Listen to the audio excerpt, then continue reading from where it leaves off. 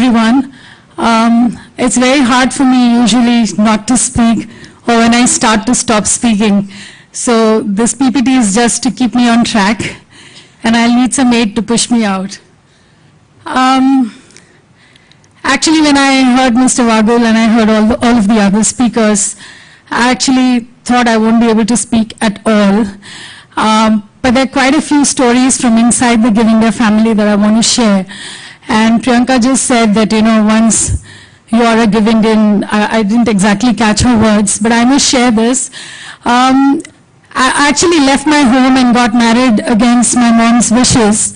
And the initial few years, I had this sense, like I would kind of check what would my husband first say when he gets hurt. Is he going to take my name or his mom's name? And I thought he must be doing that with me as well. And I often find that I still take my mom's name after 22 years of marriage, when I get hurt. And to tell you why I'm narrating this, even today when I'm really tired and sometimes I pick up the phone, I say, "Hello, Give India." And my colleagues who are sitting here, they'll vouch for that. So once you can take people out of Give India, but you can't take Give India out of people. And so you talked about the prince going into the forest. For me, the 7.5 years that I was at Give India, it was like being in a forest, being in a madhouse, and discovering myself, being born almost every day. And I'm still not tired of that. I really enjoy that journey. So I just wanted to share how we look like. This is my appointment letter dated 1st of Feb. And it was 26th of January that I was supposed to meet the Give India team. And I go to this beautiful ICICI building, JMC House in Ahmedabad. So you will see the address line at the bottom. So we were born in Ahmedabad. And there's a small story behind that. I won't go into it. So when I approached, on 26th we decided not to meet. There was a lot of chaos. On 27th we decided.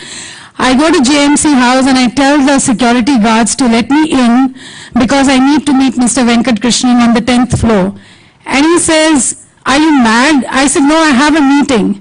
He said, "Koi andar nahi hai, koi pagal hi baitha hoga." I said, "Exactly." And we kept arguing, and finally I had to request him to just come down, and then we decided to meet at his home, and we had some tremors, we met in a garden, etc., etc.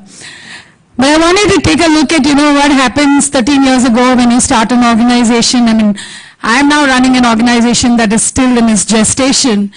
So you see the logo undergoes change. There are a lot of different entities here. And one day, actually, someone walked into our office. We were still on the 10th floor of JMC House, which was the ICICI Bank premises. And he said, "I want to check your credibility." So I was like, "Hello, what happened?" He said, "I'm from the ICICI." I said, "Yeah, please sit down, etc." He says, "Look at this. I made a donation. My receipt says Give Foundation. The letterhead says ICICI Communities and Give Online. It is signed by some foreigner called Glenn. Glenn happened to be our colleague who used to sign. And patiently we heard him out and explained. What I'm trying to say here is it's very heartening to hear how all of you are talking about Give India lending credibility. But in those first few days, there was a lot of test on our own credibility. And actually the very first one started in my mind. When I looked at the Give India website, I fell in love with the perspective that Venkat had written. But he kept saying I needed to meet Nachiket of ICICI. And then I see his name and his father's name as the directors. And there were a lot of questions in my mind. And it was literally a leap of faith in the logic, in the rationale of what Give India was trying to do. And I'm glad that, that leap of faith really kind of was so rewarding. If we can move quickly to the next slide. This is a scrap of paper, to be honest with you. I reproduced it last night. But behind all of those processes that you welcome today and, the glorious things I heard about payroll giving, etc., we used to make checklists like this for everything. And this is kind of my checklist. We just post-earthquake. So Give India was born, in 2000, and 26th of Jan 2001 was the Gujarat earthquake. And overnight, there was this swell of wanting to give among people. And we could not say that, no, we are just young, it's our first year. I think until then, we had done about 150 transactions. And there were like 100 donations happening every day. And I still remember there were handwritten receipts. We had to talk to women in the neighborhood and request them to write a receipt. We would pack and do all of this at night. I think almost for 3 months we didn't really go home except to take a shower. And Venkat used to say just next to the office building. So he would go for a few minutes and come, and we took like a couple of hours to get back. And the reason we did all of that was to build that credibility. The written rule was that within 48 hours, the receipt has to leave the office. And those days we used to put revenue stamps, and I remember going to friends' offices and requesting them to pull out revenue stamps. We used to go to the photocopier in Ahmedabad and say we need to make receipt books. Suddenly you will realize that there are no staplers and no staple pins. So we kind of made these checklists, and there was a nice assembly line operation in the office. We got students to come and work with us. So this is what actually goes behind the scenes. Now, the earthquake was a little fast forward. So literally when I stepped into Give India, the mandate to me was, you've been working in financial services. I used to work in a company called Anagram Finance. And Venkat said, we have this big challenge. So I was like, what is the challenge? He said, I need 150 feedback reports by March 31st. And this was in the last week of January we were speaking. These were the NGOs on board at that time, all big organizations. No, sorry, the previous one. And to me, it seemed like, when I've handled 100,000 depositors, several thousand car loans and huge recoveries, to me, like 150 reports and we have a month to go, this is not something difficult at all. I'm game for it. And I think that was the only target I achieved in Give India. I was failing all the time. The next slide, please. So this is how our team looked like. So there was Nairuti and me. And then there were these 5 guys, excluding Venkat. And all the nice things that Kiranji and, Mr. Sinha and the others said today, in those days, if you called up the NGOs, who the hell are you? We used to say we are Give Foundation. The donations used to say ICC Communities and all of that apart. Who are you? What experience do you have in development? What feedback are you talking about? We know that giving, Venkat had come, we were signed up, but what is this feedback? What photographs are you talking about? And there were people who said, you must be crazy to ask for a report for your 500 rupee donation. So you have this young team in the office. I was also much younger then. And there were hardly any PCs with NGOs. We didn't have laptops in the office. Except for Venkat and me, no one had a mobile phone in our team, much less with the NGOs. Most people didn't have internet access. People would go to cyber cafes, those really dirty ones. And there were no low-cost airlines, so you went by train, and those were our first few days. So we had to go by sleeper class, and I've had huge dialogues and conversations with Venkat how it was unsafe for us, but we went through all of that. And when you think about feedback reports, most NGOs were writing handwritten reports, or they were typed. There were no digital cameras. It all sounds like, I know Mr. Waghel says even after 60 years, there's hardly much progress you see. But to me, the way we worked was very, very different. And more so, and then for me it was like, okay, feedback, there should be a picture, there should be a story of what happened with these many rupees. But we were asked, what photo do you want? You want a person's picture when he is getting bitten by the snake? You want a picture when somebody is on a hospital bed? You want a picture when the person is already gone? And I still remember my colleague Kshitij Bisen, he had called me up from MP. He was doing a feedback report for Pradhan. I had no clue what was SHGs. We have all of these jargons, like in any sector, in the NGO sector. And he said, I can barely click a picture. I can only see the mattress and the cash box. I can't see the woman, and there's a bell here. I was like, hello, Kshitij, what is this? So those kinds of conversations we used to have, and we used to push for that specific feedback that we needed so that you could establish the donor confidence. And these were all black and white pictures, some of them color, and all of those operational issues. The next one, please. So literally working in Give India meant that on the one side, you have donors, and I think we heard Amita say, people would say, I want an NGO within 2 hours of drive from the Mumbai International Airport. I want to fund a child who is for sure going to become an engineer. And when we used to keep talking to the NGOs, I still remember Dr. Goswami of Child Aid Foundation, he would say, we just get used to your systems and you keep moving the goalpost. And we used to try and explain why that had to be done. So beginning with just a bunch of 8 points on our criteria sheet, went on to distilling them into norms, getting involved in the creation of Credibility Alliance, in dissemination of those norms, and very nicely explaining to NGOs what those norms meant, educating ourselves in the process. And then I think we reached, after about 2 years, a point when we said, we used words like carrot and stick approach. So we said, if you don't meet these norms, you're just going to be taken off the website. And at the same time, the organizations who took the trouble of complying, they had to be recognized, rewarded, and all of that. The point I'm trying to make here is that we had to always kind of make the point. I mean, it was a classic matchmaking activity. So you listen to both sides, take in their views, understand, and then explain to the other party. But in the process, no one was happy in those years with us. And you had to find other ways of getting that happiness. And I think in many ways, like Venkat said, it was the team itself, the clarity in the vision, the purpose, why we are doing all of this, that it's not going to be easy.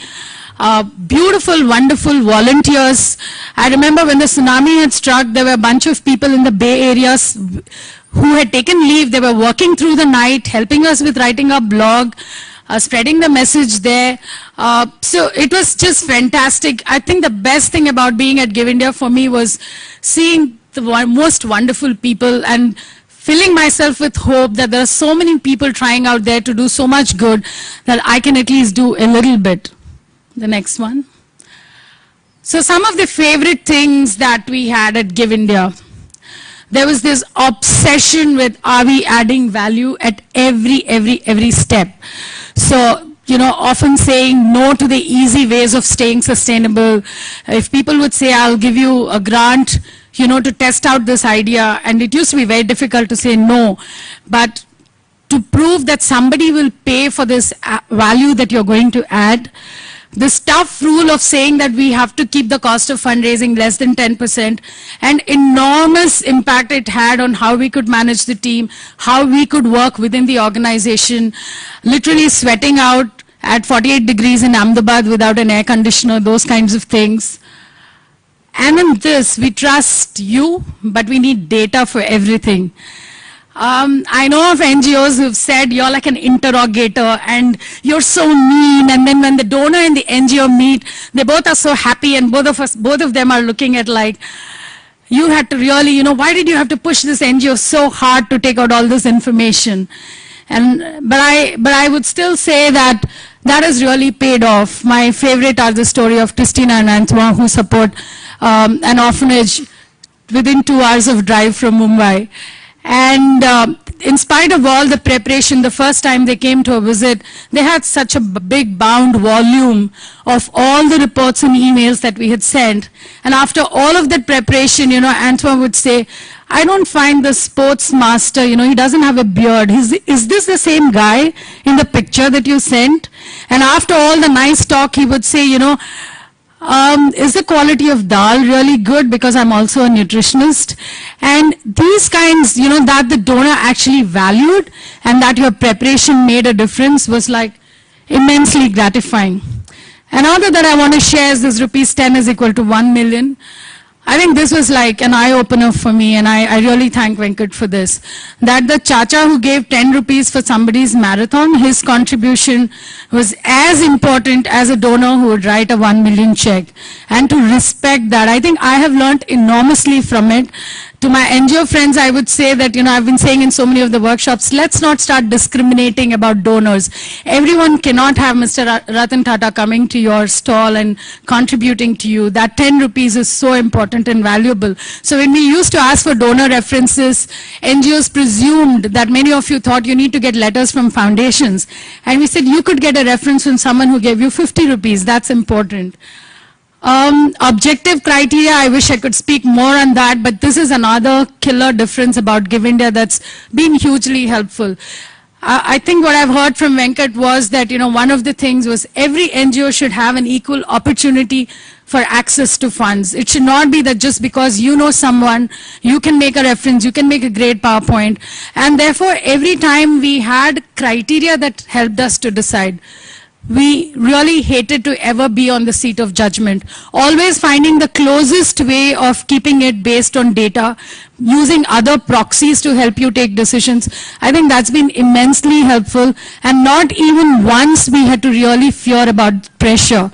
And I might share this, at very early in my career at Give India, I was part of a monitoring and evaluation assignment where, Mr. Vagul sir, I don't know if you're aware of this, you were our chairperson, you were also on one of the NGOs whose monitoring was done, and you were also part of the donor who asked us to do it. And we really got into a really sticky scene, pointing fingers at everyone based on data. And I still remember Venkat came and asked me that you've been in the sector for, less than 2 years. Are you sure that you're using the right standards and the right stuff? And I'm so glad to say I never had to change what I wrote at that time. And I've seen a lot of positive things that have come out of it. And that is what kept one going, in all of this difficulty. Sorry, I want to show that Excel spreadsheet. Yeah, this is what helps us in the work that we do. I don't know if anyone else squeezes out the power of Excel as much as we have done. So everything goes into data, everything has to be put in rows and columns, and you keep your biases out and you focus on pushing things, and everything that we do goes there. The next one, please. This is very, very important to me. When I worked in the corporate sector, you always thought about competition and how you were focused on targets and, getting your stuff out there. And at Give India, it was always thinking about the larger ecosystem, the sector as a whole. Every action of yours, how is it going to affect the sector? And then how is it going to affect the organization? And then you as the individual. For me, that was a hugely life-changing way of looking at things. And to this date, I find that this is really, really very helpful. So you don't hire someone at the cost of hurting another organization. You don't change your pay scales because you think about what it will do to the sector. You don't start going to a corporate and pitching in a particular way because you think, is it going to hurt another NGO that's already there doing amazing work? And that was really very, very helpful. So it all started with, hearing voices from the donor side and the NGO side saying, why do you need to do this? I will not do it. But I think these 13 months or 13 years, actually, today we heard stories of people saying, I did it. And that was fantastic to hear. This, in a sense, says that despite of all the hard work, there's a lot of fun that we had. We stayed together as a family. I had some lovely moments. This is my farewell gift from Give India. And this is just in front of my bed at home, and I really wake up to see this and feel inspired every day. All of these people, there were times when many of our staff also left us, and it was like starting again. And I remember one day I was really so disappointed, and at that time Venkat said, no, we'll start all over again. This is not easy. We know that it's going to be like that. And these are the memories, that really keep you going and make you feel that all of those Excel sheets and follow-up phone calls and persistent SMSs, they do make like a tiny little bit of difference. Thank you.